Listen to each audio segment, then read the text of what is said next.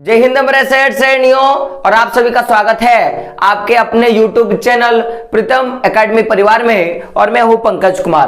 तो जैसा कि आपने थंबनेल देख ही लिया होगा कि ये वीडियो बेसिकली उन बच्चों के लिए है जिन्होंने साल भर पढ़ाई नहीं करी, यानी कि जिनका तैयारी कितना जीरो है।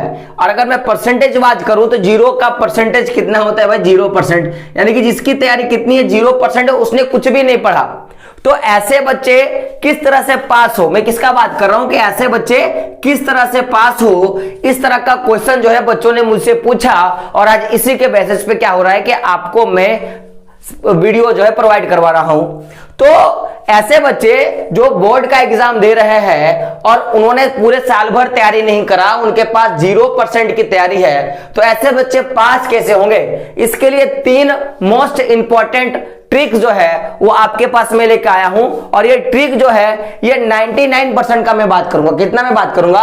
99% का मैं बात करूंगा। ये काम करेगा, ये असरदार है और आपको ये क्या देगा? लाभ देगा और आपको यहां से फायदा देखने के लिए मिलेगा।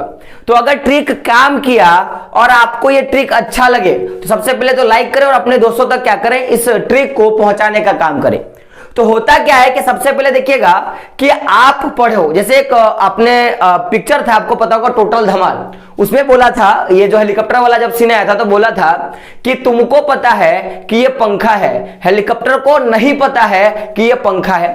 तो उसी तरह आप पढ़े हो या नहीं पढ़े हो ये एग्जामिनर को नहीं पता, ये आपको पता है और ये मुझे पता है। वो एग्जामिनर को ये नहीं पता है कि आपने क्या करा, साल भर पढ़ाए कि नहीं पढ़ाए। तो उसी तरह क्या होता है कि अगर आपने दिखा दिया अपने एग्जामिनर को कि आप नहीं पढ़े हो तो जाहिर सी बात है कि आपको नंबर नहीं मिलेगा। तो हम लोग इस वीडियो में वही जो काम था, जो भी आप दिखा दोगे उस दिखाए हुए चीज को क्या करेंगे, छुपाने का काम करेंगे। और आपको इस बार जो 2022 का बोर्ड का एग्जाम है इसमें आपको पास कराने का क्या करेंगे, हम लोग काम करेंगे। तो सबसे पहले समझिएगा कि आपके पास ये मेजर कुछ चीजें हैं जो मैंने आपको बोर्ड में लिखा। अब इसमें इसको क्या करूंगा, एक एक करके मैं आपको समझाने का प्रयास करूंगा।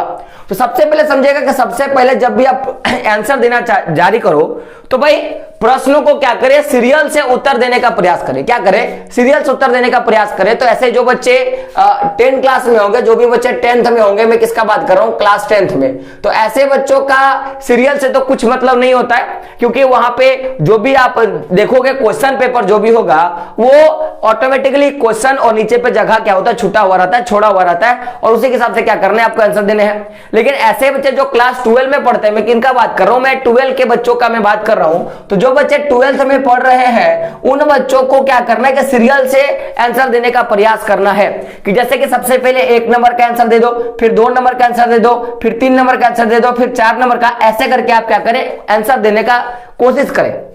ये एक बेटर ऑप्शन है ताकि एग्जामिनर को लगेगा कि इसको सारे आंसर आते हैं। और सारे आंसर का मतलब क्या होता है कि इस बच्चे ने पढ़ाई करी है। तो आपने एक तो गलती छुपा दी अपने कि आपने पूरे साल भर नहीं पढ़ाई की है। तो सबसे पहले क्या करें, सीरियल उत्तर देने का प्रयास करें। और मैं चाहूंगा कि क्लास 10 के भी बच्चे क्या करें, सीरियल ही उत्तर देने का क्या करें, ट्राई करें, यानी कि जितने भी होंगे। तो ये तो पहला काम है। अब बहुत सारे बच्चे बोलेंगे कि सर अगर सीरियल से अगर हम लोग कहीं ना कहीं उत्तर देने का प्रयास कर रहे हैं तो ऐसा भी तो होगा कि कुछ ऐसे प्रश्न हैं जिनकी जानकारी हमारे पास नहीं है। तो अगर जानकारी नहीं है तो उस समय हम क्या कर सकते हैं, उस समय हम क्या कर सकते हैं? तो आप देखोगे अगर आप चाहे आप हिंदी का एग्जाम दे रहे हो, चाहे आप इंग्लिश का एग्जाम दे रहे हो, तो उस समय आपके किताब में कुछ पैसेज होते हैं। क्या होते हैं? कुछ पैसेज होते हैं। क्या होते हैं? पैसेज होते हैं, यानी कि मैं बात करूंगा गद्यांश होते हैं। तो आप क्या करो कि गद्यांश को उठा के वहां पे आप लिख सकते हो, लेकिन उसका भी एक लिखने का तरीका होगा कि कभी भी आप क्या करो कि आप शुरुआत से मत लिखने का ट्राई करो। जैसे गद्यांश मान लो कि यहां से शुरू हो रहा है, इस लाइन से शुरू हो रहा है, तो कभी भी आप इस लाइन को मत लिख दो। आप क्या करो कि कहीं से भी लाइन को उठाओ और उसको सजा के लिख दो, अकॉर्डिंग टू क्वेश्चन के हिसाब से क्या करो, आप लिख दो। तो ताकि क्या होगा कि आपके जितने भी क्वेश्चन है सारे के सारे भरे हुए नजर आएंगे। और मैंने इससे पहले वाले वीडियो पे मैंने बताया कि कभी भी एग्जाम जब आप जाओगे देने के लिए तो कभी भी क्या करें कि कॉपी को खाली छोड़ के नहीं आए। तो उसी तरह क्या करोगे, आप कॉपी को इसके हिसाब से आप कभी खाली छोड़ के नहीं आओगे। तो ये जो पैसेज होता है, पैसेज से क्या कर सकते हो कि जो भी प्रश्नों के उत्तर आप नहीं जानते हो उसको सजा के आराम से क्या कर सकते हो, भर के आ सकते हो। तो पहला तब को समझ में आ गया कि सीरियल से क्या करना है, उत्तर देने हैं। साथ में ये जो सबसे बड़ा होता है दूसरा नंबर का, कि उत्तर देते समय ज्यादा क्या ना करे, काट छाट ना करे, ज्यादा तरह का गलती ना करे। क्योंकि क्या होता है कि जब ज्यादा मात्रा में आप गलती करते हो तो उस समय आपका जो कॉपी होता है वो गंदा नजर आने लगता है। जैसे कि मान लो कि सिंपल सा बात है कि एक कॉपी है और मैंने उसमें क्या करा कि बहुत ज्यादा मैंने क्या किया, काट छाट किया। तो अगर मैं ज्यादा मात्रा में उसमें काट छाट करूंगा, ज्यादा मेरे से गलती हो रहे हैं, तो उस समय क्या होगा कि एग्जामिनर को लगेगा कि यह बच्चा ज्यादा दिन तक लिखा नहीं है। और ज्यादा नहीं लिखने का मतलब क्या है कि ज्यादा उसने पढ़ा नहीं है। तो सबसे पहले आपको क्या करना है कि आप गलती कम करो, यानी कि जब भी लिखो तो गलती कम करो। अब बहुत सारे बच्चे बोलेंगे सर कि मान लीजिए मैं गलती नहीं कर रहा लेकिन मेरा राइटिंग क्या है, अच्छा नहीं है, मेरा जो राइटिंग है वो अच्छा नहीं है, तब मैं क्या करूं।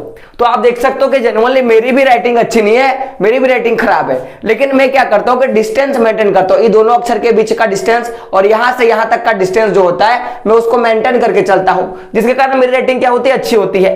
तो ये जब आप लिखने का प्रयास करो तो काटो छाटो कम, और दूसरा क्या करो कि डिस्टेंस को मेंटेन करके रखो, यानी कि उत्तर देते समय क्या करें, ज्यादा काट छाट ना करें। ये आप दूसरा रूल जो है अपना सकते हो। और देखिएगा इसमें भी क्या करना है कि आपका जो लिखावट होना चाहिए वो सुंदर सुंदर होना चाहिए, आकर्षक होना चाहिए। आकर्षक कैसे होगा उसको मैंने आपको बता दिया कि जब भी दो अक्षर को लिखने का ट्राई करो तो क्या करो कि दोनों अक्षर के बीच में ये जो गैप होगा इस गैप को बना के लिखा करो, ताकि आपका जो अक्षर होगा वो सुंदर और अच्छा दिखेगा, और आड़ा तिरछा लिखने का प्रयास ना करो। तो कैसे लिखना है मैंने आपको बता दिया। अब आप समझिएगा कि तीसरा क्या थिंग होता है कि प्रश्नों के जो भी शब्द होते हैं उन शब्दों के सीमा पर, किसका मैं बात कर रहा हूं, शब्दों के सीमा पर, और जो भी उस प्रश्न पे मिलने वाला जो नंबर है उसके हिसाब से क्या करें, उत्तर को लिखने का प्रयास करें। ये सिंपल सा बात है। हम लोग जनरली क्या करते हैं कि जब भी लिखना शुरू करते हैं तो हम लोग ये नहीं देखते कि हम लोगों ने कितना उत्तर दिया या हम लोगों ने क्या क्या लिखा। जेन्युइन क्या होता है कि समझेगा मैं क्या बोलना चाहता हूं कि मान लो कि कोई एक प्रश्न है, कोई भी एक प्रश्न है, प्रश्न मान लेते हैं कि वो 5 नंबर का प्रश्न है, और बोलते हैं कि आप क्या करें 100 शब्दों में, मैं कितना बात कर रहा हूं कि आप 100 शब्दों में क्या करें उसका उत्तर दे। तो उस समय हम लोग क्या करते हैं कि बस देखें कि 5 नंबर है और लिखना हम लोगों ने क्या किया, शुरू कर दिया। तो जब हम लोग ऐसे करेंगे, हम लोग उसको ज्यादा मात्रा में लिख देंगे, तो कहीं ना कहीं उससे एक प्रॉब्लम क्या आएगा कि एग्जामिनर को लगेगा कि इसने कहीं ना कहीं धांधली किया है, धांधली यानी कि चोरी किया है। तो अगर उसमें 100 शब्द लिखा है तो आप क्या करो, 100 ही शब्द लिखने का प्रयास करो, या अगर उसमें केवल 30 शब्द लिखा है तो क्या करें, 30 शब्द में उत्तर देने का प्रयास करें। या बोला है कि एक वाक्य में क्या करें आप उत्तर दे, तो क्या करें उसको एक वाक्य में ही उत्तर देने का क्या करें, प्रयास करें। तो शब्दों जो भी प्रश्न पूछे जाएंगे उनके शब्द सीमा पर और उससे मिलने वाले जितने भी नंबर है उसी हिसाब से क्या करें आप उत्तर दें, क्योंकि एक सबसे अच्छा तरीका है जिससे आप एग्जामिनर को बता सकते हो कि नहीं मैंने क्या करा, अच्छा करा। अब अगर आप थोड़ा सा मैं यहां पे बताना चाहूंगा कि आप क्या करो कि जब भी आप लिखो तो आप क्या करो, 2 पेन का यूज करो। क्या करो, एक तो आपको खाली स्थान का यूज तो करना ही है, साथ में क्या करना है, 2 पेन का यूज करना है। 2 पेन में आप एक क्या कर सकते हो, एक ब्लैक ले सकते हो, क्या ले सकते हो, ब्लैक, और दूसरा क्या ले सकते हो, ब्लू। ये दोनों पेन का यूज करके क्या कर सकते हो, आप आकर्षक लिख सकते हो, जिससे एग्जामिनर को लगेगा कि नहीं चलो ये बच्चा क्या है, पढ़ा है। तो एक तो हो गया प्रश्नों को सीरियल से लिखना है, उत्तर देते समय ज्यादा काट छाट नहीं करना है, लिखावट को सुंदर कर देना है, प्रश्नों के जो शब्द है और जो भी नंबर मिलने वाले हैं उनके हिसाब से क्या करना है आपको लिखना है। तो ये 3 मोस्ट इंपॉर्टेंट चीज होते हैं। लेकिन अगर आप इसको भी करते हो तो ज्यादा मात्रा में आप पास तो हो जाओगे, लेकिन अगर आपको और अच्छे से पास होना है, जैसे नहीं होता है, ये करने के बाद भी कहीं ना कहीं आपके मन में डर होगा कि भाई मैं पास होऊंगा कि नहीं होऊंगा। लेकिन आप और एक मोस्ट इंपॉर्टेंट थिंग क्या है जिसको हम लोग चौथा नंबर का डाल सकते हैं, और चौथा नंबर का क्या होगा मोस्ट इंपॉर्टेंट में कि मॉडल पेपर को करो। क्या करें, जो भी मॉडल पेपर आपको मिला है उस मॉडल पेपर को करने का काम करें, जितने भी मॉडल पेपर बना है। और आपको पता होगा कि क्लास 10th का जो भी आपके जितने भी सब्जेक्ट है सारा का सारा मॉडल पेपर आपको मिल जाएगा, क्लास 12 का भी लगभग मिल जाएगा, जो भी छुट्टा है मैं वो भी आपको करवा दूंगा। तो मॉडल पेपर को करें। तो आखिर बहुत सारे बच्चे बोलेंगे कि सर अगर मैंने पढ़ाई नहीं तो मैं मॉडल पेपर को क्यों करूं, तो आखिर ये क्यों करूं मैं इसका मैं बात जवाब देना चाहता हूं। सबसे बड़ी चीज क्या होती है कि मॉडल पेपर में जो भी प्रश्न के प्रकार है वो प्रश्नों के प्रकार है, टाइप्स ऑफ क्वेश्चन जो होते हैं। तो जिस तरह का क्वेश्चन आपके मॉडल पेपर में इस बार पूछा जाएगा उसी हिसाब से आपके प्रश्न जो होंगे वो टाइप होंगे। यानी कि सिंपल सा बात है, बोलने का मतलब है कि टोटल आप देखोगे तो जैसे कि एसएसटी में आपको 19 क्वेश्चन देखने के लिए मिला है। एसएसटी में कितने क्वेश्चन देखने मिला है, 19 क्वेश्चन देखने के लिए मिला है। तो यानी कि अगर 19 क्वेश्चन पूछे जाएंगे एसएसटी से, तो आपने देखा कि आपके 2 नंबर वाले प्रश्न कितने हो गए। आपने देखा ना कि क्वेश्चन नंबर 1 से लेके क्वेश्चन नंबर 7 तक का जो पूरा का पूरा डिस्टेंस है, इसमें 2 नंबर के प्रश्न पूछे जाएंगे। तो यानी कि वहां पे भी जितने भी प्रश्न पूछे जाएंगे क्वेश्चन नंबर 1 से लेके क्वेश्चन नंबर 7 के बीच में, वो 2 नंबर के ही पूछे जाएंगे। तो उस समय आपके माइंड पे ये जो चीजें होंगी वो काम करेगा। दूसरा क्या होगा कि आप सीख जाओगे। जैसे कि मान लो कि क्वेश्चन नंबर 2 पे, मैं किसका बात कर रहा हूं, क्वेश्चन नंबर 2 पे क्या है कि एक क्या क्या है कि जैसे मैं बोलूंगा कि मान लो एक कोई सूत्र, कोई भी एक सूत्र से क्या क्या क्वेश्चन पूछ दिया है, तो उस समय भी क्या होगा कि क्वेश्चन नंबर 2 जो मॉडल जो भी आपका फाइनल एग्जाम का पेपर आएगा, तो क्वेश्चन नंबर 2 क्या होगा, उस समय सूत्र से ही पूछा जाएगा।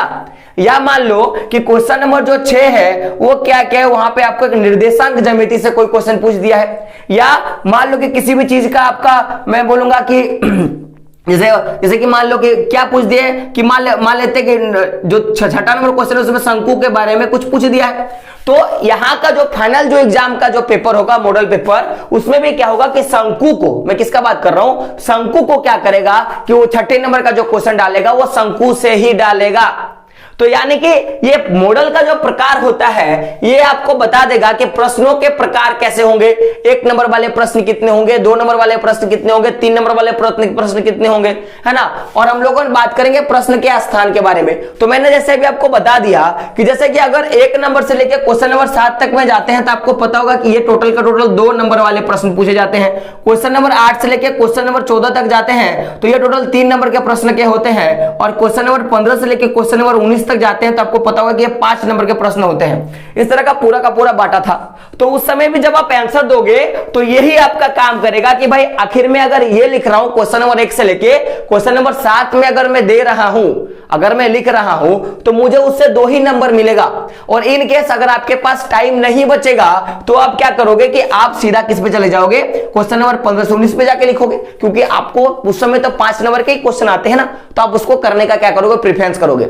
यानी कि सिंपल सा बात, अगर आप मॉडल पेपर को कर लेते हो तो आपको यह पता चल जाएगा कि किस चैप्टर से कितना नंबर का क्वेश्चन पूछता है। और इसका भी वीडियो हम लोगों ने करा दिया, आप जाके देख सकते हो।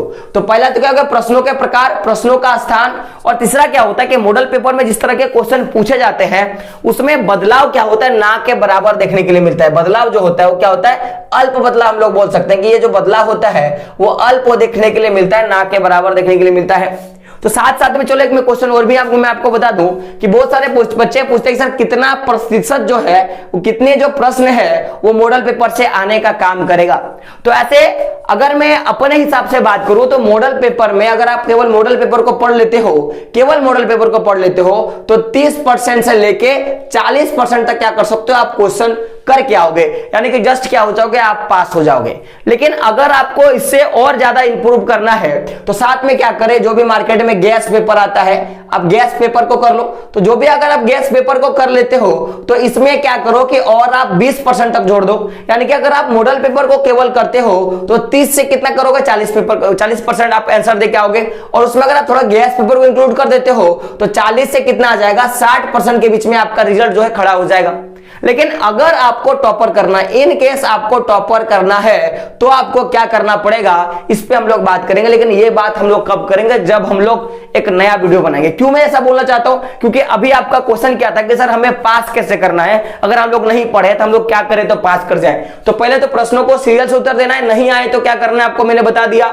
उत्तर देते समय क्या करें, ज्यादा काट छाट ना करें, लिखावट जो होगा उसको सुंदर और आकर्षक बनाने का प्रयास करें। प्रश्नों के शब्दों के सीमा के हिसाब से उसमें जो मिलने वाले अंक होते हैं उसका क्या करें, निर्धारण करके करें। और चौथा हम लोगों ने क्या बताया कि मॉडल पेपर क्या है, मस्त इंपॉर्टेंट हो जाता है। कारण क्यों, मैं उसके बारे में मैंने आपको बता दिया। तो वीडियो कैसा लगा आपको कमेंट बॉक्स में बताना, और अच्छा लगे तो क्या करें, एक लाइक करना और अपने दोस्तों तक क्या करना है, शेयर जरूर करना है। और अगला जो वीडियो आएगा उसमें हम लोग बात करेंगे सर टॉपर कैसे बने। हाँ, हम लोग टॉपर कैसे बने, टॉपर बनने के लिए क्या करना पड़ेगा, क्या पढ़ना पड़ेगा, कितना पढ़ना पड़ेगा, इन सारी चीजों पे क्या करेंगे हम लोग बातें करेंगे। दोस्तों मिलते हैं अगले वीडियो में, तब तक के लिए जय हिंद, जय भारत और आपका दिन शुभ हो।